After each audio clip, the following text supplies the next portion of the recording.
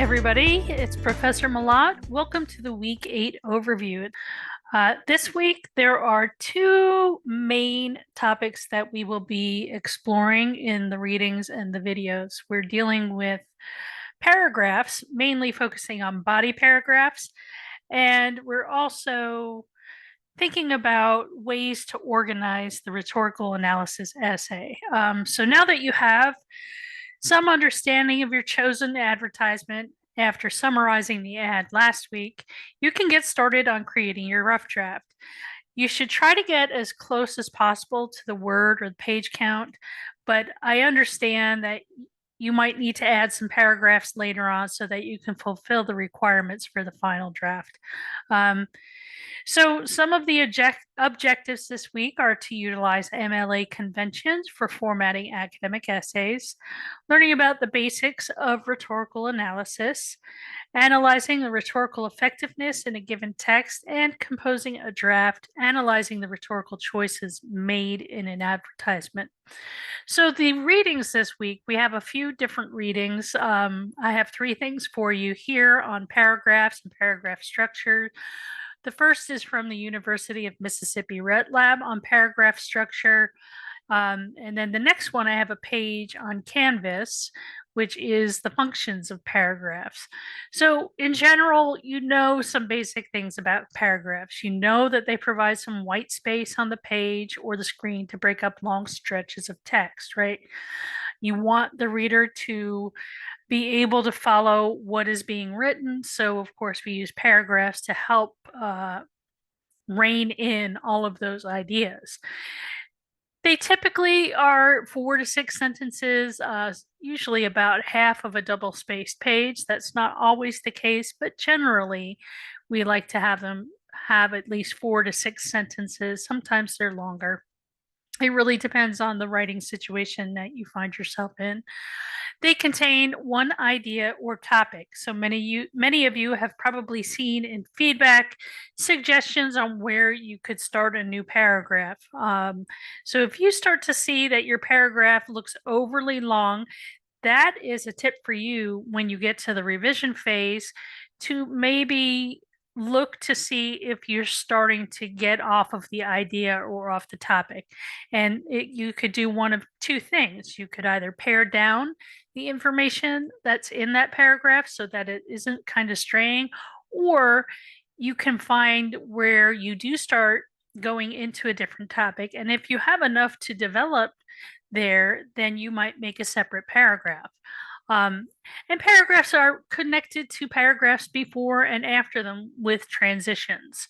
So we know that paragraphs say something, but it's often overlooked that paragraphs actually have functions too. They do something in the overall genre of the essay. So here's a list of the various functions of the paragraphs. I'm not going to read through all of them. You can take a look at them and just wrap your head around the various functions of paragraphs. There is a PowerPoint presentation on body paragraphs. If you would prefer to watch a presentation on that, I do have a presentation. This one is recycled from a course that I taught last year at Cincinnati State, but the material is appropriate for what we're doing here. And it's essentially just talking about body paragraphs, how your body paragraphs tie into your thesis statement, help support your thesis statement, and that kind of thing. So these two go hand in hand. I explain at the beginning of that video that it may look a little bit different, the slides that I use in that presentation, but it is the same information as the PowerPoint that I have provided for you here. Then we move on to how to write a rhetorical analysis. This is an article from Scribr. We had a video last week from Scribr, and now this week we are looking at the various ways to write a rhetorical analysis. I think this is a handy website that can help you understand what you're trying to do with the rhetorical analysis assignment. It's fairly long, but it talks about thesis statements. It talks about the body doing the analysis, the various things that go into the rhetorical analysis, and that kind of thing. And then we also have, this one goes hand in hand with that article. This is from Purdue OWL on organizing your analysis. So this one is also very good. It talks about the introduction, your thesis statements, what you're going to focus on. This part on analysis order of the body paragraphs, the information they present with chronological and spatial might be a little bit confusing. You can skip over that. It's just talking more about how things are visually arranged on a page or on a screen. But definitely come down to the persuasive appeals and the conclusion. And if you want to, you can actually go back and navigate to the elements of analysis page as well, which also talks about the rhetorical situation, thinking about audience, purpose, and context. So those three things are also very important and go into a rhetorical analysis essay. So there's a lot of reading to do. If you are with me in a face-to-face class, these are things that I would actually spend a lot of time lecturing on, and we would have in-class assignments, group activities to help reinforce the things that you've learned through reading. I also have a recommended reading. This one is called Shitty First Drafts by the writer Anne Lamott from her book Bird by Bird. I like to present this to all of my students every class that I teach at all levels. Shitty First Drafts is really good when you're going in and you're doing a rough draft. And she's a very humorous writer. She's been published for a really long time. Has lots of work out there, but even she too struggles as a writer with the first drafts. So for the videos, you're obviously watching the week 8 video right now. And as I said before, there is that presentation of the PowerPoint that I posted up above. The other things we have are the assignments, right? So you have the SA2 rhetorical analysis rough draft. I'm going to open that up.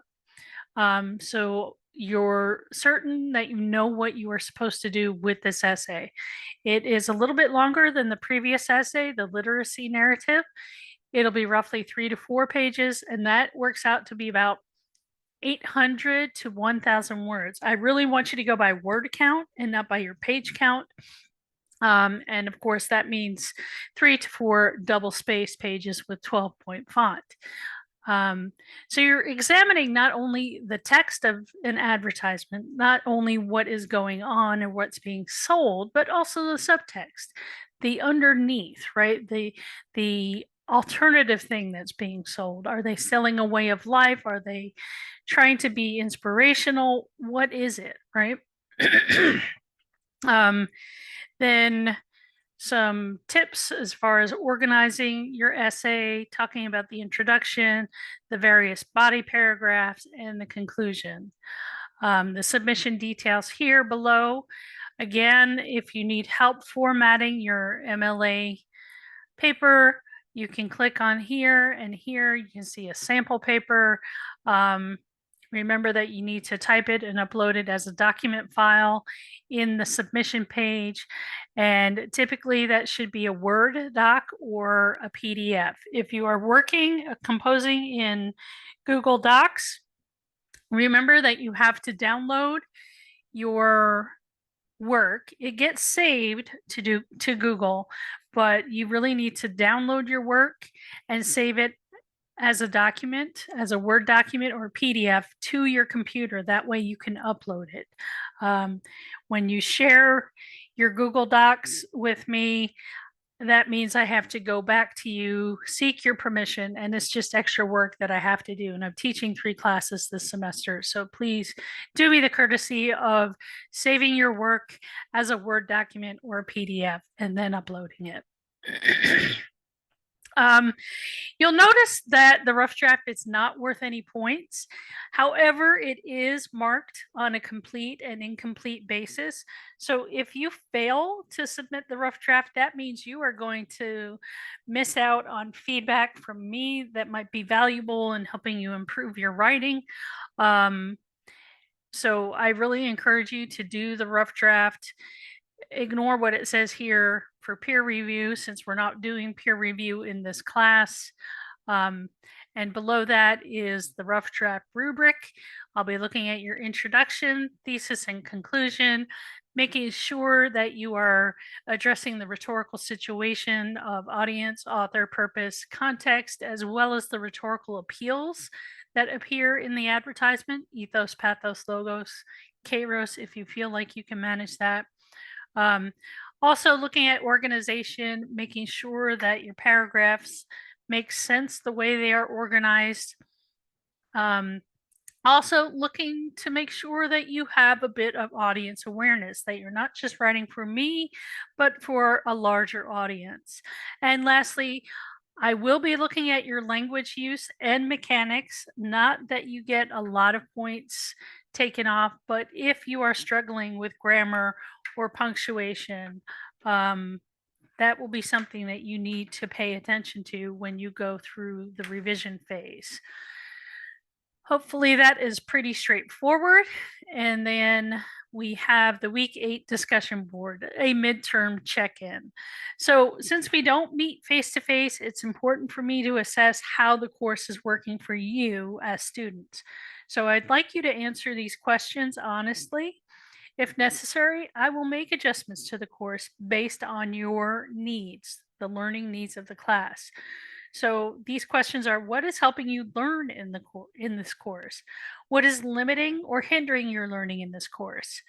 What can your instructor do differently to help you improve your learning? And what can you do differently to improve your learning? While you aren't required to respond to a peer, feel free to offer comments and suggestions if you read something that really strikes you and you feel like you could contribute positively in your response. But again, it's not a requirement for the assignment. I encourage you to keep up the hard work. Most of you, I would say, are right on track. You've worked really hard to get things submitted in a timely manner. And when you have run into trouble, you've emailed me to get clarifications or to ask for extensions. And I really, really appreciate it. Your efforts are, I would say this is probably one of my best online classes so far, where everybody has really cared enough to keep up to date and do the work and to communicate when things are a little bit of a struggle. Everything is due on Sunday the 15th by the end of the day. If you have questions, concerns, if you run into some problems, whether it's a technical problem or you get sick or something like that, please email me and say that, if you need an extension, request it. I'm happy to grant it. We're at this point in the semester where I really don't want you to get behind, but I also understand that life gets in the way sometimes. So if I can give you a little bit of grace, I'm happy to do that. If you have any questions, you know how to get in touch with me. Take care and have a great week. Bye-bye.